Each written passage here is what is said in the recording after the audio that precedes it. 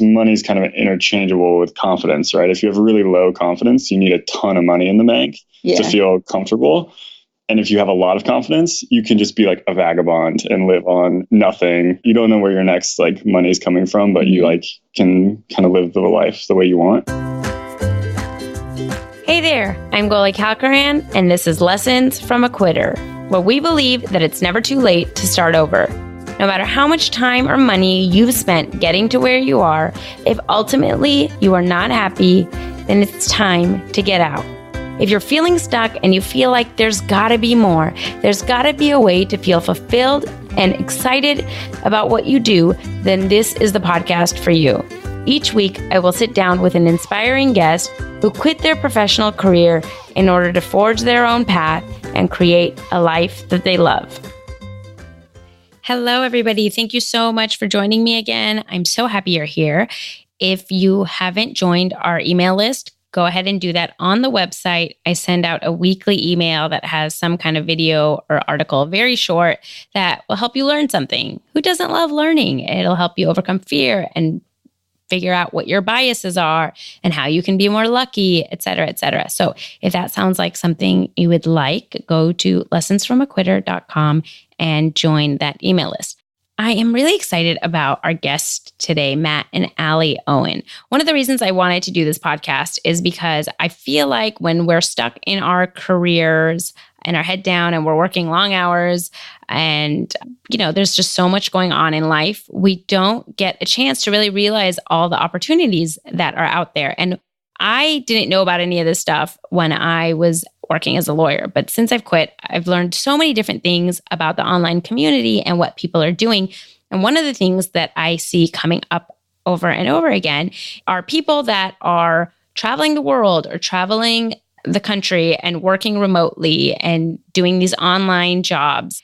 And a lot of them are part of a community called the FIRE community, which stands for Financial Independence, Retire Early. And so there's this huge movement of people that are figuring out how much they really need to live off of their investments and to retire early and and retiring early doesn't, I think, mean what we historically think of retiring, where it's like going golfing every day and not working. It might mean doing side hustles and doing other things, but it means that you can live off of your savings while you try other things and maybe you can make like a little income here and there.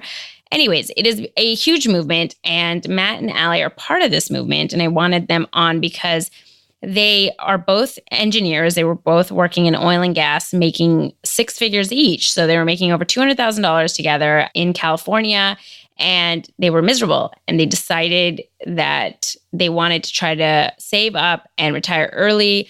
That plan got cut short. And within a couple of years of being a part of this FIRE community, they quit their engineering jobs to travel the Americas in their bright red Sprinter van, Clifford. They balanced their time between helping millennials get out of debt through their coaching services and education programs at Owen Your Future, and by helping people treat themselves on a keto diet through their baked goods company called Primal Noms. Now, we'll get through all that. And I think that they offer really good insight into how they got involved into the FIRE community and how the FIRE community can help people on all types of budgets and people that want to live, maybe more frugally or even less frugally, but just be more aware of what their spending habits are and how that can affect their future. I'm so excited they're here. So let's jump in and talk to Alli and Matt. Hi, Alli and Matt. Thank you so much for joining me today. Thank you, Goli, for having us. Yeah, happy to be here. Yeah. Well, I'm super excited. I think you guys' story and journey is so interesting. So I want to jump right in. And before we get to all the exciting stuff that you guys are doing with your traveling, let's talk a little bit about how you guys got here. So tell us a little bit about what you studied in school and what the earlier part of your career looked like. So we both were engineers. We're different kinds of engineers. I'm a petroleum, which is a subset of chemical engineering. And I studied mechanical engineering in Colorado. And then we both got hired pretty much right out of school. So I got hired by a oil and gas company in California straight out of college and worked there for 5 years or so. And that brings us kind of to where we are today. Yeah, I was in the oil and gas industry as well, working for a different company, but in the same town as Matt. And that's actually where we met, in that town. And so when you guys were working in oil and gas, was there a time, when you were, I don't know, whether it was in college when you were studying engineering or once you started working, where you started realizing like, I don't really like this, or this isn't for me. I don't want to like keep working like this? I think it was different for both of us, for sure. For me, like my first day of work, I was like, oh my gosh, I can't do this for 45 more years. Yeah. And honestly, I wasn't stimulated and I just felt really bored. And I just like didn't feel like I was aligned with my like even my best skills. I felt like I was just going through the motions every day. And I mean, I was doing well according to my boss and society standards, but internally, I never felt like I was living out my truth and my purpose. Yeah, I enjoyed my job a little bit more when I first started. I really enjoyed like the problem solving side of engineering. I enjoyed that during school, and the job I got placed in was working pretty hands-on with equipment and troubleshooting and stuff like that. I think I started out like pretty happy with my job, other than I worked like pretty long hours. I worked an hour out of town because I was in the middle of the oil field. Oh. So there were some like other logistical things with the job that weren't ideal, but the job itself I think was good. Mine kind of grew more over time as me and Alli talked more about what we wanted for our future, and I started looking at the job that I was doing and seeing that really wasn't going to get us to where we wanted to go. And what do you mean by that? Like, are you talking in terms of like money or in terms of what you wanted to be doing? I think it's more like the lifestyle we wanted to live. So yeah, we were making great money, obviously working in oil and gas, but we were living in a town we didn't really want to live in. Neither of us really felt like at home there. We like to be outside a lot and experience a lot of nature, and we were living in Bakersfield, California, which is kind of just like a desert, and like it was less than ideal for a lot of reasons. So we started looking at the jobs we're doing, and we're like, well, is this going to get us to like the lifestyle we want to live later? And they weren't. So I feel like the natural thing to do is to say like, I don't like this, so I'm going to look for another job in this field. Maybe oil and gas isn't for me, but I'm going to try to find an engineering job in Colorado or wherever it is that would like fit your lifestyle.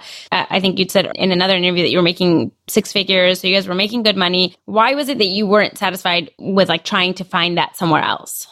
So I think for me, I felt like just going to another job would just like be trying to put a Band-Aid on like a gushing wound.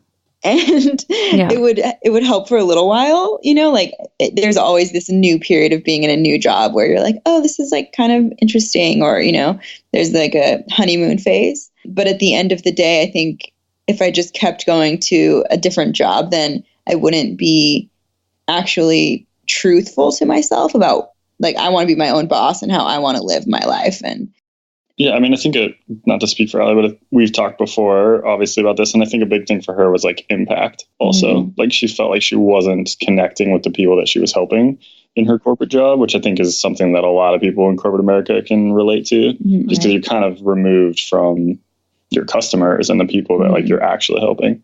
Yeah, I mean, I think that's kind of the point that I'm trying to get at. And I think it's very insightful of you guys. The situation with me is I realized that if I keep changing the jobs, I don't like the day-to-day of what I'm doing. And I can do it for a different company, but it's going to be the same thing. And a lot of times I think we try to ignore that because, you have the 6-figure salary and you're successful and you studied, and you have this degree and you don't want it to go to waste. But like, if you're honest with yourself, you just don't like that work. And that's okay. Yeah. It's okay to say like, I made the wrong choice. Like I maybe shouldn't be an engineer, or like for me, I shouldn't be a lawyer or whatever it is.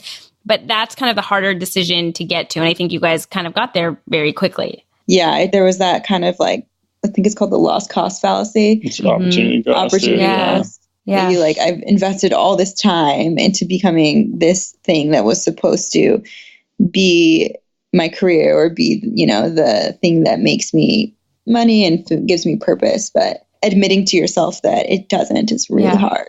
Yeah, that was challenging. Tell us a little bit about once you started realizing this is not what you want to do. I know you guys kind of became aware of the FIRE community. So explain to us a little bit what the FIRE community is, how you kind of became aware of it, and how that kind of set you on your path. I would say for me, FIRE came first before me really like considering wanting to leave my job. It was kind of a catalyst that kind of put me in a position where I could like see this different future for myself than I could previously. we found it because I think Alli stumbled across a blog who's pretty prolific in like the early retirement space, and his name's Mr. Money Mustache. So for us, like he was definitely the starter of everything. So we kind of like, I just devoured his entire blog and like really resonated with a lot of the things that he was saying. FIRE stands for Financial Independence, Retire Early, right? Correct. Yeah. Okay. Yeah. And so can you give us a little like synopsis of like what the community believes, like basically what the tenets of the FIRE community are?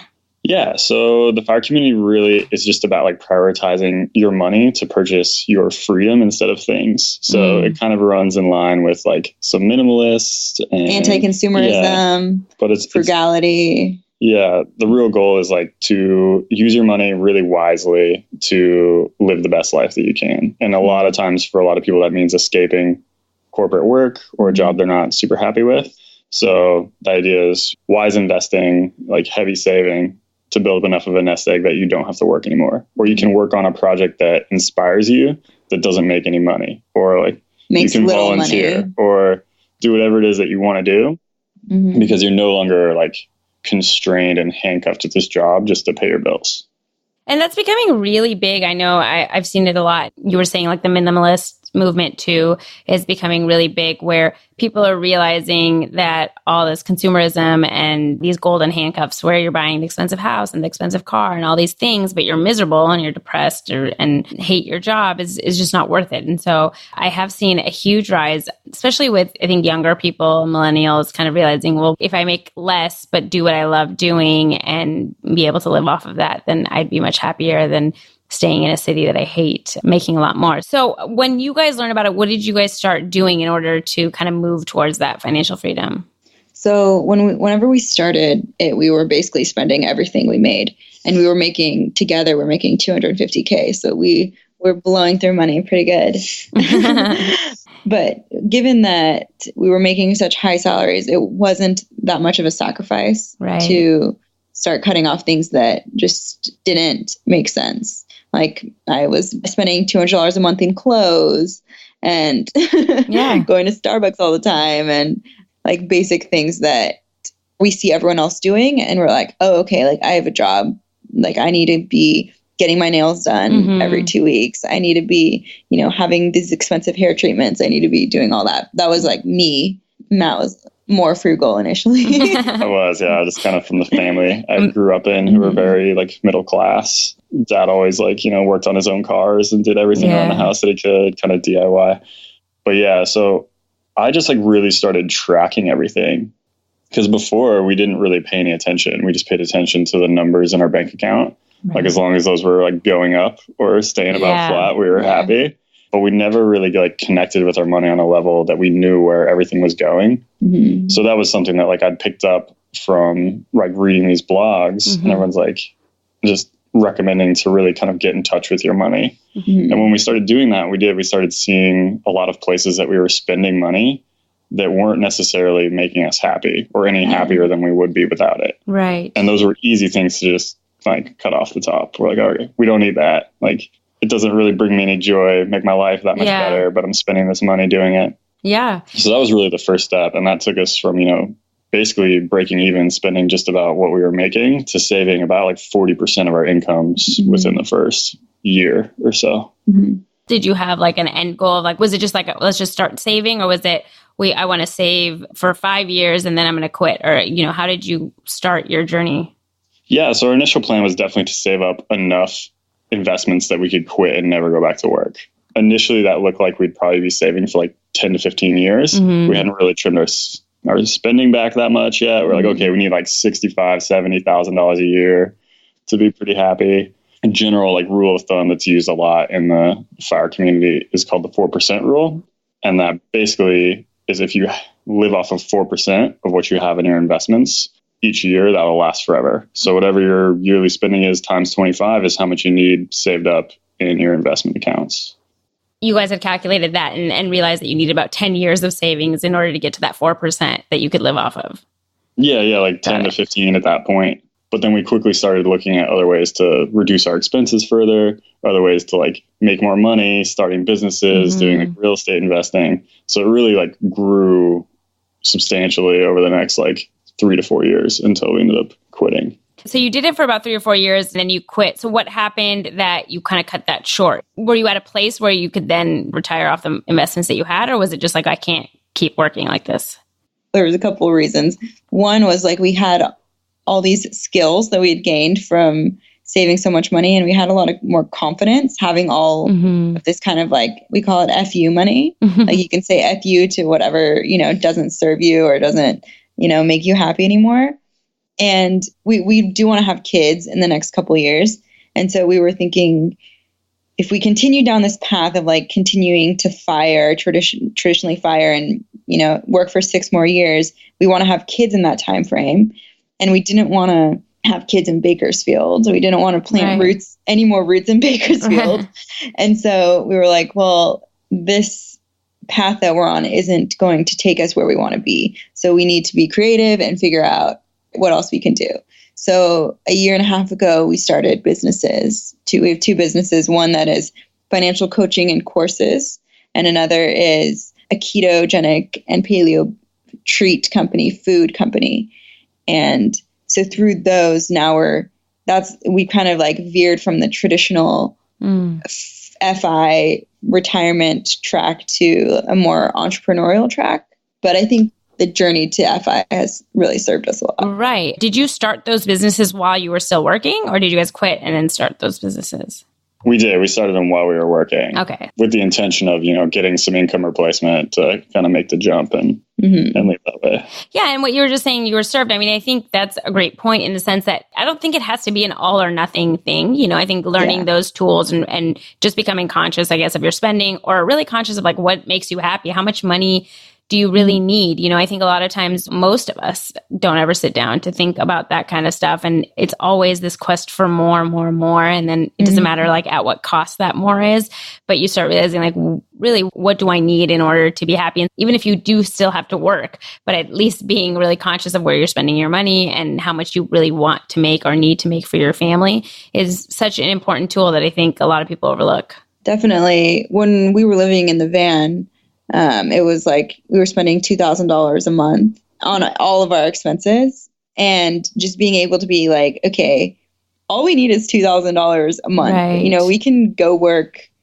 any job. Yeah. And each of us make $1,000 like in minimum wage jobs. And like, we don't, it's like empowering to a extent, because you're like, I don't have to have this certain lifestyle to be happy. I can be happy on like so much less. Yes. Yeah. Oh my God. I really want to get to that too. And I want to get to the van and what you guys have been doing with traveling. But when you were saying that you will create these mental jails of like what you have to do. And once you break free of that and you realize, oh my God, there's so much more opportunity, things become easier. But a lot of times when you're in it, it's really hard. So I think a lot of people listening to this might think like, oh, I could never live in a van or whatnot. And so what was your experience before you leave? Like when you're quitting from like your family or friends, when you're quitting a 6-figure job, even if you're doing this fire community, people are always fearful of what's going to happen in the future. And it's like, you're giving up this position and you're all the things you worked for to go live in a van and travel cross country. Like, did your family have objections and think you're crazy? Definitely. And I think, like you said, it is mostly fear-based. When they disapprove of what we're doing, they are fearful that we are going to crash and burn and be dependent on them or something like that. That we'll be somehow worse off because of it. But I think a thing that has always stuck with me is like other people's expectations of me are not my responsibility. I love that. While they have expectations of me to continue the 6-figure job, like that isn't really on me. Like that's on them. That's their expectation. Right. So they kind of have to deal with that. And it's not my job. Yeah. And that's a great way to look at it, but it is easier said than done. I think so many of us get so caught up in what people think. And especially taking this kind of a leap requires confidence in yourself and knowing that you're going to be able to figure it out. And when we always have, that self-doubt anyways, and then somebody else is kind of like, are you crazy? Like you start really thinking, I don't want to ruin my life. Should I, and so I think you're absolutely right that like you shouldn't be living for other people's expectations, but it's so hard to break free from that sometimes. Yeah. And I mean, we'd be full of it if we told you we didn't kind of waffle back and forth some and have some of those moments where like, what are we doing? Like, is this the right choice? Because that definitely runs through your mind, and especially as you hit like other hurdles and challenges that come your way after you've left this job, and we have, a big expense or lose some money and you're like, oh, I should have just stayed making this like good money. Yeah, right. So there's definitely times where that comes up. But yeah, it really just comes down to like the confidence in your ability to figure it out, I think. And that really grew on us, and we like obtained that confidence through these like 4 to 5 years of really making these life shifts and pursuing fire really aggressively with like the skills we've learned, have this pretty good like nest egg saved up. Yeah. And they're like, okay, this money's kind of interchangeable with confidence, right? If you have really low confidence, you need a ton of money in the bank to feel comfortable. And if you have a lot of confidence, you can just be like a vagabond and live on nothing. You don't know where your next like money is coming from, but you like can kind of live the life the way you want. So everyone's on this spectrum somewhere. And we found like as we started to like build more of that confidence, we didn't need to have as much of that money. And that's what allowed us to leave work before we actually hit our number where we could theoretically retire forever. Okay, so when you guys want to leave, you guys decide to convert a Sprinter van and travel the U.S. So how did you come up with that idea, and how did you convert this van, and where did that journey start? Yeah, so like I was talking about, we started kind of evaluating our lifestyles and whether that was going to line up with what we wanted when we had kids, kind of putting the family and the lifestyle first when we're making decisions. So we knew we didn't want to settle down in Bakersfield, but we weren't sure where we wanted to settle down. So we started looking at ways to kind of travel the country and figure out, where our next home might be, especially if the businesses work out and we can be location independent, which is really our goal, and kind of going down the entrepreneurial route. Well, first we looked at like getting on a sailboat because we wanted to just travel the world, I think, but then decided that might be a little challenging with the businesses to be out in the middle of the ocean for long periods of time. So we started looking at, how can we just travel the country? We looked into like getting an RV. All of like the older, cheaper RVs get horrible gas mileage, and the ones that we knew we wanted to cover some ground. So the newer ones were pretty expensive, 60 to 100K. And then we kind of stumbled into like van life through YouTube, I think, and saw these people in their self-converted Sprinters, just kind of living their life on their own terms. And I think it was really attractive to us. So we jumped into that and quit and built the van in 6 weeks and hit the road. That's so cool. And like you just said, I mean, I don't know if a lot of people are aware of it or not, but once you start looking at it, it's this huge movement of like remote working and people traveling the world and the country and working from various places, because obviously now you can do everything over the internet. And so, while I think a lot of people may listen to this and think like this is such a crazy idea to do it, it is actually a lot more popular than I think most people realize right now. It's happening a lot. So it's cool that, with all the tools, like you can look up on YouTube and figure out, how to convert a van into somewhere that you can live. We definitely built our whole van via YouTube. I learned everything I needed to know. That's so funny. So how long have you guys now been traveling and working on the road? So we left our jobs in April of this year, and then we got on the road at the end of May, and we traveled until now, basically. We're settling down for the winter. So okay. Yeah. So about 6 months. So what has kind of been the best and worst part of this 6 months of this traveling? Like what you kind of expected and what the reality of it is? The best is definitely like catching up with old friends and family that you haven't seen in years. As we were traveling, we really tried to like make a point to stop and obviously just like experiencing the nature of beautiful places like the Northeast of the U.S. We'd never really spent much time on the East Coast. So those are definitely the best. The worst? Do you want to say? Yeah, I mean, the reason we're settling down was just because we felt like it was really difficult to run businesses and travel full time, let alone, I guess, kind of start businesses. I think if you had businesses that were running already, it might be a little more attainable. Yeah. But we found that we were really trying to like do it all at once, start 2 businesses plus travel daily and like experience the locations we were in was just like a little bit too much for us. It was like we were having to like spend a couple days in town, like at Walmart parking lots because like we needed service. Right. And, it's like, okay, well, this isn't really all that glamorous. Yeah. Well, that makes sense. And I think that a lesson in this is that there are no like rules, right? So you could travel for 6 months and then hunker down for 6 months and then travel again. I think that's kind of the freedom in this. And I think when people start realizing what's possible, is a lot of times people get stuck to like some kind of a plan. Like if they say they're going to travel the world for a year, they have to do it for a year. And it's like, well, no, you could do it. And then if in 6 months you see like, hey, I'm tired and I want to be in one place, or this wasn't what I wanted. Like nobody is holding you to anything, and that's such a cool amount of freedom to have. Totally. Yeah. And that is totally what happened. Like we didn't have any intention of really stopping for the winter. Yeah. But as we'd been living in the van for, several months, we're like, okay, this is more challenging than we thought. Just the time management aspect and making sure that like we're both enjoying where we are, but putting enough effort into the businesses, which we know is like crucial to our long-term plan. Yeah. So why don't you tell us a little bit about the businesses that you're running? I know you mentioned like you're doing financial education for like millennials. Tell us a little about what that entails. Just to back up, I thought it was funny that, your podcast is all about quitting and we're like quitting van life again. There you go. So we're like, you're in the right place. We're like quitting everything.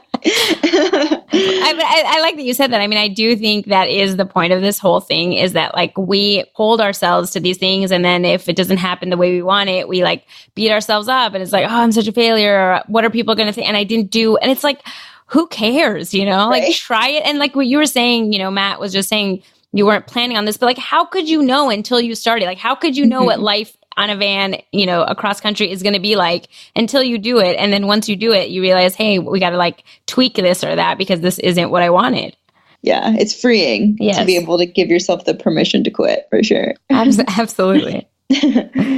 Yeah. So on our journey to FI, we gained a ton of skills in reducing our expenses and starting these businesses. And so we just want to share that wisdom and knowledge with people on how to basically optimize your expenses to maximize your happiness and maximize your life's joy. So that business is definitely really close to our heart because pursuing FI and learning these skills has just given us so much more freedom. Yeah, totally life-changing for us, for sure. And to just make a point too, because we just said that, I think that FI, what I want people to understand too, is that it doesn't necessarily have to be that you have to live off of $2,000 a month. Like if your goal is to have, a higher salary, there's still ways to do that, right? Like you guys' course and stuff can kind of help people just optimize what it is, like figure out what your goal is, what you want to live off of, and how much you have to make in order to get to that. Absolutely. Yeah. I mean, there's no one size fits all for this. A lot of people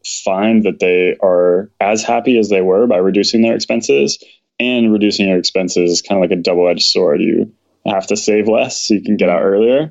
So a lot of people do find themselves going that direction. Yeah. But there are a lot of people in the fire community that are retiring on $100,000 plus. The Physician on Fire is one I think of right now. Yeah. He has a big blog. He's a doctor. Oh, early cool. Retirement now. He worked in the financial industry in San Francisco, and he just retired.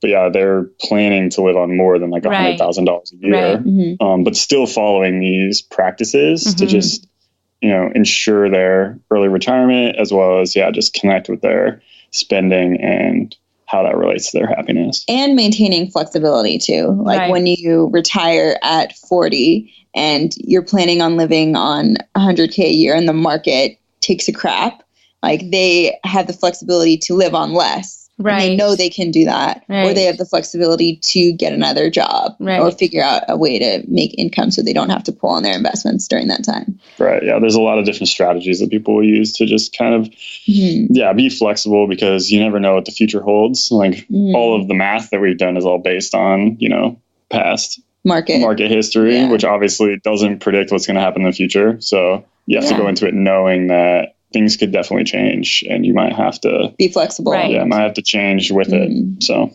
absolutely. And that's good to know. I mean, obviously, I think that's what people's fears are is like, okay, maybe I could do it now, but what happens if the market tanks or whatnot? And so it's good to know, like, obviously people are thinking of this stuff when they're doing this. They're not just like jumping in and quitting their job, trying to wing it. So it's good to know that. So your guys' course is online. I know you mentioned to me before the call that you're having a free webinar or a class on November 1st. Yeah, on November 1st, we're doing like personal finance 101 course for teaching people how to get out of debt and master their money. And we just are answering all the frequently asked questions that we've gotten about like how to get your spouse on board to talk about money. That's actually great. I was actually going to ask that because like you guys, it's great. You're both on the same page, but I think a lot of people have like, they might love doing it, but their spouse is used to a certain type of lifestyle and doesn't want to like quit. Or if you have kids, I think it's obviously makes the situation a little bit more difficult. So I'm glad you raised that. Definitely. Yeah. A big part of our course, which is actually coming out the first part of November, so it hasn't quite launched yet, will be around relationships and how to have like good, productive money conversations with your spouse or significant other, because we know it's just such a huge challenge that a lot of couples face. But as far as like us getting on the same page, I think it really came down to looking at what we wanted our life to look like in the future. So when we started talking about having a family and like, what do we want our time to look like that we can spend with our kids? Where do we want to live? Those things helped crystallize what we needed out of our life. So push us down this path to fire even stronger. So like, this is the answer to being able to spend a lot of time at home, not being at work 12 hours a day while your kids are in daycare and things that we didn't want to do. Right. So getting our values on the, like talking about what we wanted really helped get those values lined up, and then our actions were naturally followed that. Right. And I'm definitely the natural spender, and Matt is definitely the natural saver. And so for me, like being able to see how daily actions affect our long-term goals. Matt has this spreadsheet where it shows like if you save $3 a day extra from not going to Starbucks, like how that can affect your financial situation in 10 years. It's like, oh my gosh, okay, how can I, enjoy this $3 expense anymore? When I know in the future, it's like taking away from, the happiness I want to have then. Right. Yeah. I mean, that was big for us. And I think big for some couples we've worked with and other people was really like, it's hard to consider what it looks like 20 years from now, like what you do today and tomorrow and this week and this month, how you do on your monthly budget, like really matters. So I started doing that just for us when we were trying to figure out like how this whole FI thing works. I am a spreadsheet nerd.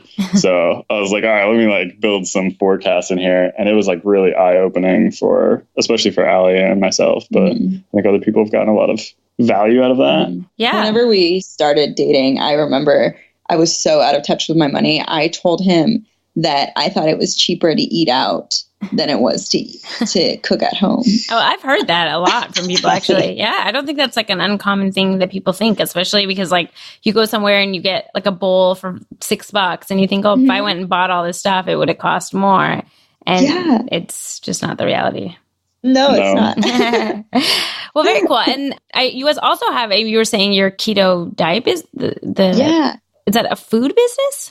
Yeah, it's a food product. And how do you do that from a Sprinter van? Yeah, that was a challenge. We have one product right now, which is like a mug cake. It's a dessert. So a low carb personal cake, basically, for people that are following a ketogenic diet. And before we'd taken off the van, we developed it and found someone that would produce it for us. Okay. So we had a guy in Virginia that would make up all of the products and then hold it and ship it for us out of there. So you're not like baking it in your Sprinter van. No, exactly. Good to know. That would violate a lot of I was going to say, good to know. Yeah, so we had a co-manufacturer, is what it's called, so co-manufacturer for you. This winter, when we're settling down, we're going to bring that back in-house. Like we're lining up a commercial kitchen that me and Alli can work in, just so we can do more experimentation and kind of iterate faster. We can make different products and see how they do and hopefully grow that business back to the point where we can then push production back off onto somebody else so we can travel again in a year or less, hopefully. Very cool. Well, do you guys have any recommendations? Like, I know you mentioned a bunch of blogs that I will link to in the show notes, but any other like books and resources that you'd recommend for people that are interested in the FIRE movement? The OG FIRE book is Your Money or Your Life. It's by Vicki Robin. Vicki Robin, yeah. But yeah, I think I got most of my information from blogs and there's like, it's just kind of exploding now too, the amount of people that are participating in blogging and putting information out there. So it's easy for you to find somebody that you connect with. Like you said, not everyone's going to connect with someone who's trying to spend $2,000 a month. Yeah. Like that may not be who you want to read. So there's other people out there like Physician on Fire or Early Retirement Now. Yeah. You can definitely find someone who's kind of pushing the same direction as you or has the same values as you. So I think blogs are like the best way to go. Obviously, Mr. Money Mustache was like a favorite of ours. Yeah. So I would check that out. And where can people see you guys and your work? Yeah, so we have a YouTube channel. We publish videos every week, and we have a blog too. And all of it is under the same name. It's Owen. Our last name is Owen Your Future.com and Owen Your Future on YouTube and on social media everywhere. I will link to all that. And then so where can people go for your November 1st class on financial freedom? Yeah, so they can go to ownyourdebtcourse.com/webinar. I'll send you the link. Okay. I'll put it in the show notes in case anybody is looking for that. Well, thank you guys so much. This has been so interesting. I really love, like, one of the reasons I wanted to do this podcast is to show that there are alternative ways to live and we don't have to all kind of stay in this cookie cutter mold that was made for us that's no longer serving us. And I think you guys are a prime example of that. I think it's so cool what you're doing. I loved watching your YouTube videos and I will definitely be following along. So thank you so much for being here. Yeah, thank you so much for having us. This was really fun. Thank you so much for listening. I can't tell you how much it means to me. If you liked the podcast, please rate and review us on iTunes. It'll help other people find the show. If you want to connect or reach out, follow along on Instagram and Facebook at Lessons from a Quitter and on Twitter at Quitter Podcast. I would love to hear from you guys, and I'll see you on the next episode.